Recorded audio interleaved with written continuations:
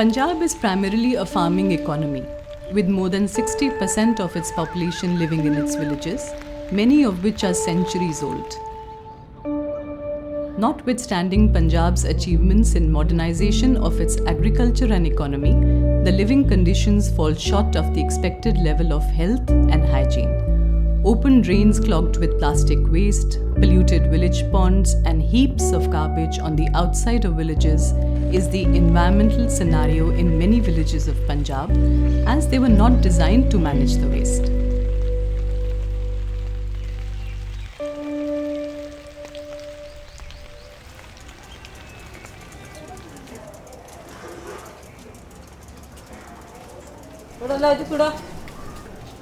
कूड़ा लिया जी अम्मा अम्मा कूड़ा लिया मैं भी कूड़ा लिया जी कूड़ा ये भी कूड़ा ले आइयो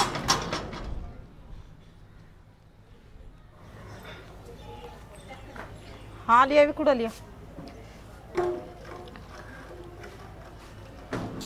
सवेरे जी हमें उठ जान जी 4:30 उठा जी उठ का हथ मुँह धो के अपना चाह पानी बनाते असी जी अपना कम कुम निबेड़ते जी गुड़का जो रहा जी अपने जो सवित्री है जी सवित्री देवी है जी अपनी मेरी सहेली है जी तो उसके घर जाके जी मैं अपना सरपंच के घर कूड़ा चक्कन जाते जी आप उत्थे रेहड़ी खड़ी है जी रेहड़ी चलाते हैं जी हमें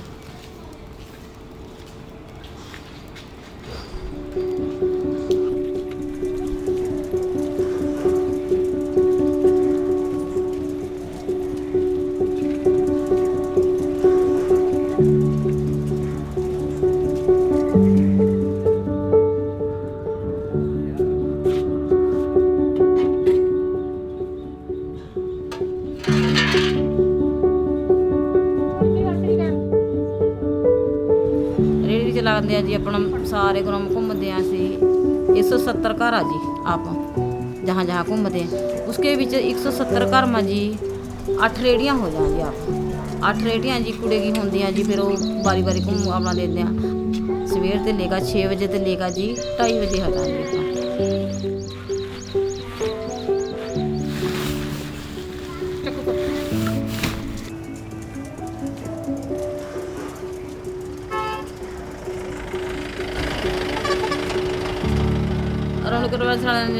बुलाए थे ना जी हमें तो हमें थानू कम कितने काम देंगे जी कहा मैं कहा हाँ जी दे दो जी तो सरपंच लगे जी कहन भी इन्ने इसनू कल्ली नू रख लो मैं क्या जी मेरे को कोई रेहड़ी चलाने वाला नहीं है जी फिर हमें जी 2 जनियाँ रखी थी जी हमारा बहुत पहले तो शुरू तो ऊपर दिहाड़ी बल्ले जी मैंने बुला कर मैंने क्या रही रही जी अब जी फिर इसनू मैं अपनी गल रखा जी फिर आप दोनों जने आप काम करते रहे पीछे इधर कट मार दे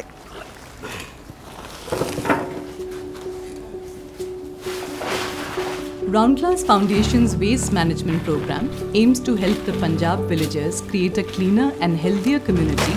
by implementing a waste awareness campaign. Bins are distributed to every household. Local residents are hired and trained to collect, segregate, and dispose of the waste. A composting facility is built on the periphery of the village with segregated pits for dumping dry and wet waste and converting it into compost. Approximately 60 to 70% of waste in villages can be composted. The resulting compost is used by the local farmers, encouraging organic farming methods. 5-6 महीने का तो जी हो गया ऊपर है ऊपर तो गोबर का लिपा दिया इसमें गैस बन गई अपना बढ़िया हो गया जी ये भी दोबारा तो जियो भर जाएगा इसमें भी इतना ही पानी डाल का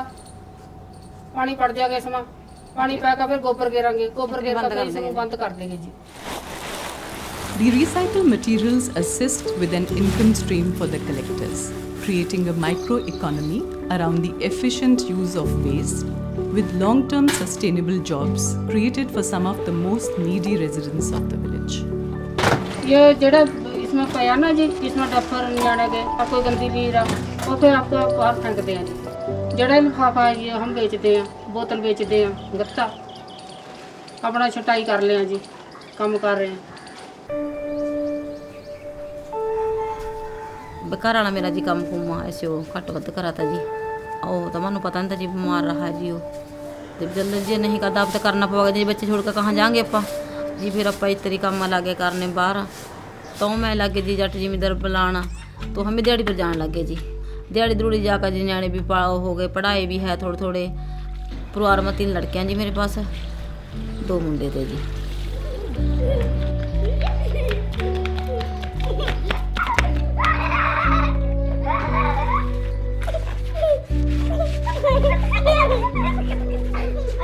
फिर उसके बाद जो मेरे घर वाला बीमार हो गया इसके पीछे फिरते रहे जी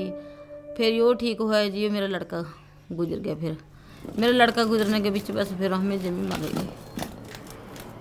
कर रहे हैं जी खा रहे हैं जी होर मेरे को कोई काम नहीं होता है ना मैं कोई डंगर रख सका जिस तक मेरा मुंडा वो होया तो मैं इतने को बस काम कर सका मैं घर का कर सकूँ जी।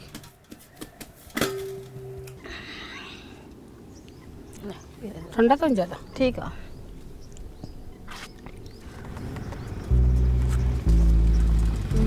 15-16 साल की थी जब मैं ब्याह कर दिया था मेरे बाप ने कि जब 4 बच्चे होए 5 आराम से खड़ जा ये बेचारा मत 5 बच्चे ने 4 छोकरे तो मेरे गुजर गए थे 1 छोकरा मेरे पास 4 कुड़ियाँ इनकी शादी करी आ दिहाड़ी कर बेचारियां कुड़ियां भी गैर ले जाना पढ़ाइयां दी बेचारी 5वीं में कुड़ी पढ़ा थी उसनों कहना बेटे तो रोटी पका ले ये कुड़ी बैठी है मेरी आई भी बेटे तो रोटी बना ले भी चलो हम दिहाड़ी पर चले जहाँ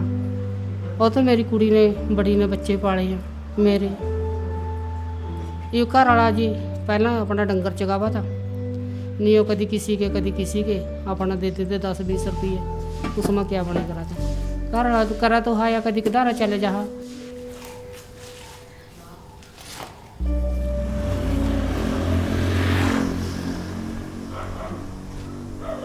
कूड़ा ले आओ जी और ठीक ठाक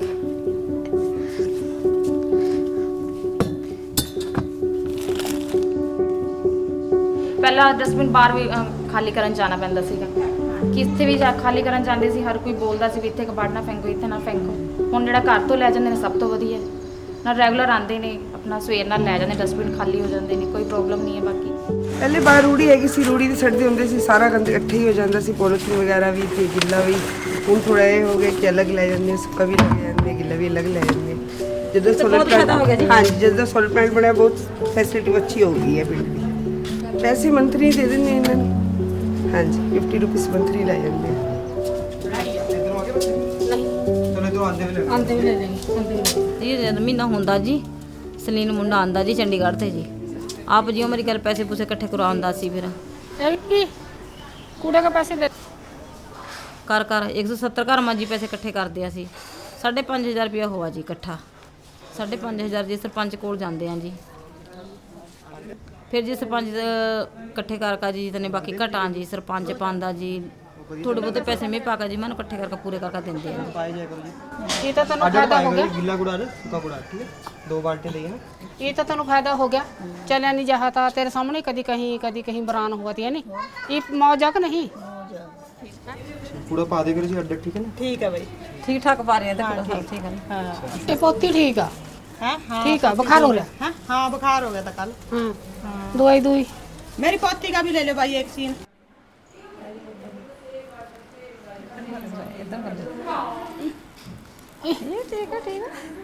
क्या कर रहे हो भाई क्या कर रहे क्या कर रहे हो भाई न्याणे क्या कर रहे छोटे छोटे आने बेबे देख रही है बेबे देख रही है हाँ देख ले फिर The foundation's coordinators provide ongoing support to the village for 6 months before handing over operations to the village leadership. Round Glass Foundation, in partnership with the Punjab State Government's new decentralized waste management method, is helping rural communities create a cleaner, healthier environment for the people of Punjab.